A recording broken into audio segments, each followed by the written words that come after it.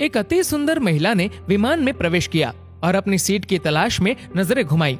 उसने देखा कि उसकी सीट एक ऐसे व्यक्ति के बगल में है जिसके दोनों ही हाथ नहीं हैं। महिला को उस अपाहिज व्यक्ति के पास बैठने में झिझक हुई।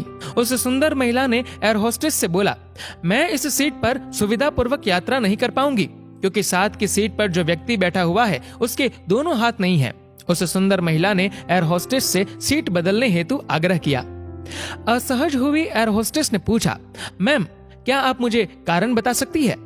सुंदर महिला ने जवाब दिया, मैं ऐसे लोगों को पसंद नहीं करती और ऐसे व्यक्ति के पास बैठकर मैं यात्रा नहीं कर पाऊंगी। दिखने में पढ़ी लिखी और विनम्र प्रतीत होने वाली महिला की ये बात सुनकर एयर होस्टेस अचंभित हो गई। महिला ने एक बार फिर एयर होस्टेस से जोर देकर कहा कि मैं उस सीट पर नहीं बैठ सकती, अतः मुझे कोई दूसरी सीट दे दी जाए। एयर होस्टेस ने खाली सीट की तलाश में चारों ओर नजर घुमाई पर कोई भी सीट खाली नहीं दिखी। एयर होस्टेस ने महिला से कहा कि मैडम, इस इकोनॉमी क्लास में कोई सीट खाली नहीं है, किंतु यात्रियों की सुविधा का ध्यान रखना हमारा दायित्व है, अतः मैं विमान के कप्तान से बात करती हूँ, कृपया तब तक थोड़ा धैर्य रखें। ऐसा कहकर एयर होस्टेस कप्तान से बात करने चली गई और उसने जाकर पूरी बात कप्तान को बताई। कुछ समय बाद वो लौटी और उसने महिला से कहा, मैडम आपको जो असुविधा हुई उसके लिए हमें बहुत खेद है। इस पूरे विमान में केवल एक ही सीट खाली है और वह प्रथम श्रेणी में है। मैंने हमारी टीम से बात की और हमने एक असाधारण निर्णय लिया। एक यात्री को इकोनॉमी क्लास से प्रथम श्रेणी में भेजने का कार्य हमारी कंपनी के इतिहास में पहली बार हो रहा है।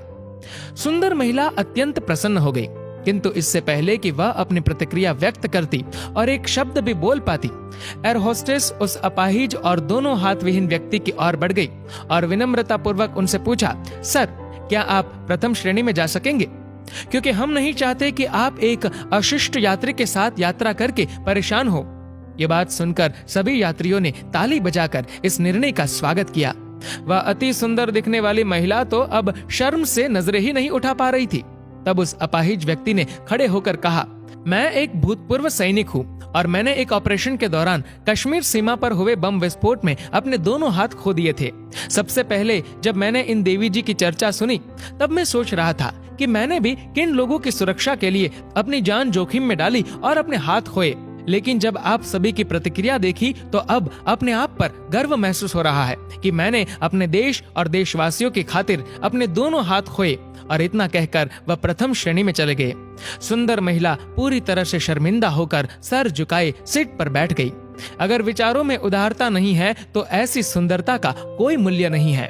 दोस्तों, इस कहानी को लेकर आपकी क्या राय है नीचे कमेंट करके जरूर बताएगा। और अगर आपको ये वीडियो अच्छा लगा हो तो इस वीडियो को लाइक करेगा, शेयर करेगा ज्यादा से ज्यादा लोगों तक। और ऐसे ही और भी इंस्पिरेशनल वीडियोस के लिए सब्सक्राइब करें हमारे यूट्यूब चैनल को और फेसबुक पर फॉलो करें हमारे पेज को। धन्यवाद।